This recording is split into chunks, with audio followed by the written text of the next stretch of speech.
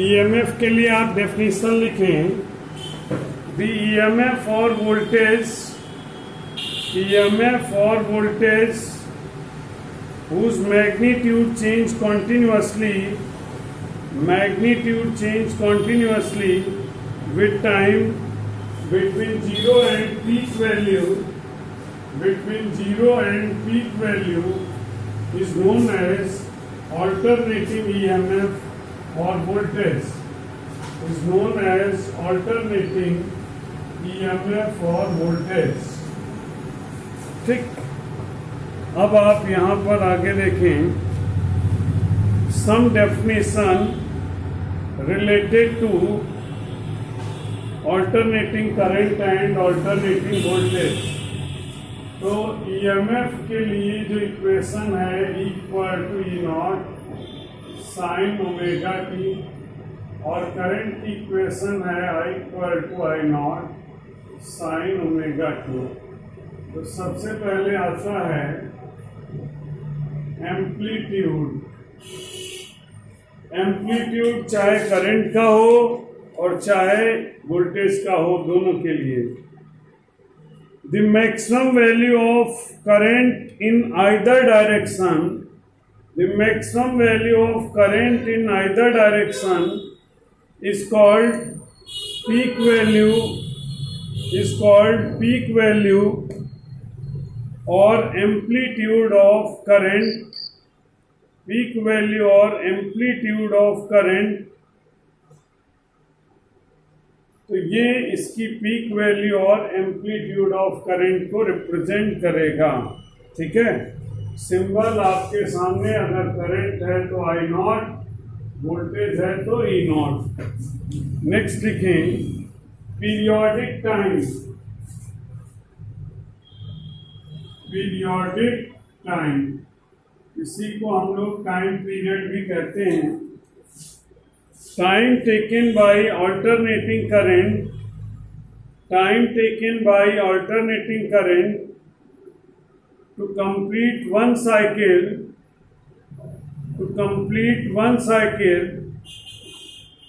Of one cycle of variation is called the periodic time of the current, is called the periodic time of the current.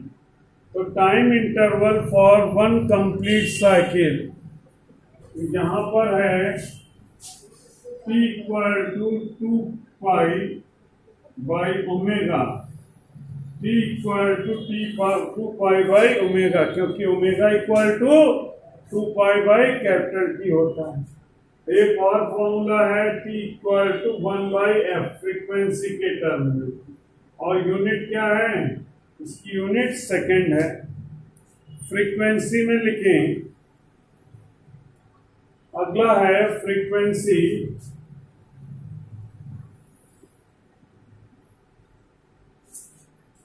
The number of cycles completed by, number of cycles completed by alternating current in 1 second, alternating current in 1 second is called the frequency of the current, is called the frequency of current.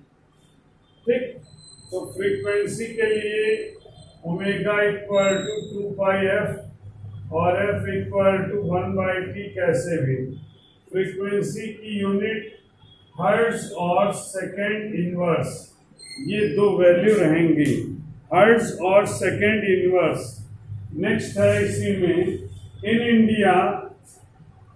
India frequency of alternating current is 50 hertz.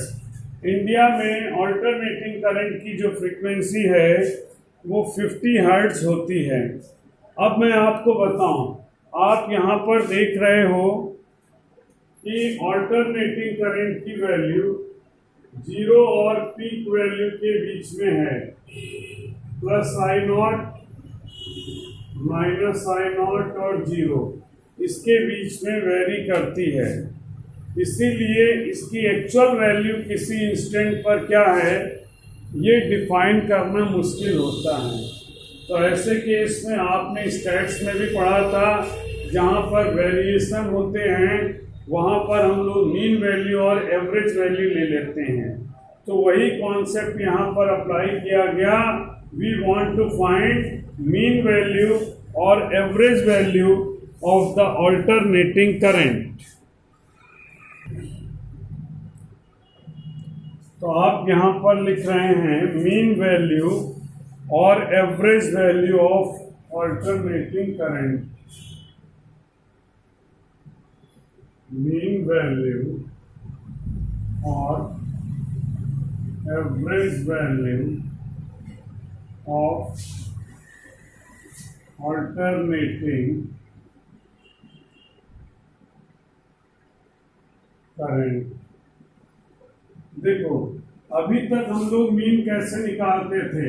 X बार अगर निकालना है तो sigma x I by total number of observation. लेकिन यहाँ पर जो आपको दिया गया है करंट है I equal to I not sine omega T, तो इसकी मीन वैल्यू क्या होगी और average value integral I D T, integral I D T 0 से टी। जिस टाइम इंटरवल के बीच में आपको मीन निकालना है उस टाइम इंटरवल में इंटीग्रेट कर दो और उसी टाइम इंटरवल से आप डिवाइड कर दो। अगर आपको mean value for full cycle, एक कंप्लीट साइकिल के लिए करना है तो क्या करो, पूरे टाइम पीरियड से। अगर ये क्या है, ये mean value for full cycle है। अगर यही मीन वैल्यू, सुनो, अगर यही मीन वैल्यू आपको हाफ साइकिल के लिए निकालना हो तो आप क्या करोगे, 1/t/2 0 से t/2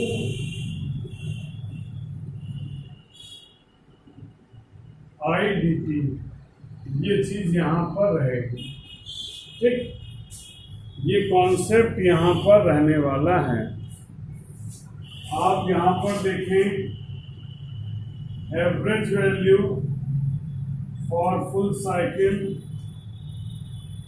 1/t 0 से t I not sine omega T D T.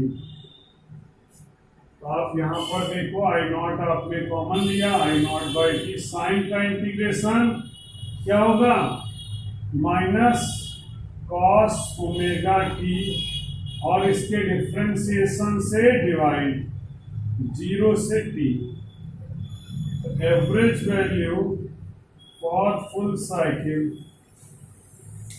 देखो टाइम पीरियड की वैल्यू रखनी है तो ओमेगा की वैल्यू रख लेता हूं। I average for full cycle I not upon T omega minus cos omega की जगह पर 2π/T इंटू टी 0 से टी। तो ये वैल्यू निकल के आएगी minus I not upon T omega, बाहर माइनस के अंदर ही रहने दो, minus cos 2π/T into T minus cos 2π/T into 0। ये होगा I not upon T omega, ये cancel, minus cos 2π minus minus plus cos 0, I not upon T omega -1 + 1 क्या हो गया, 0। तो करंट की एवरेज वैल्यू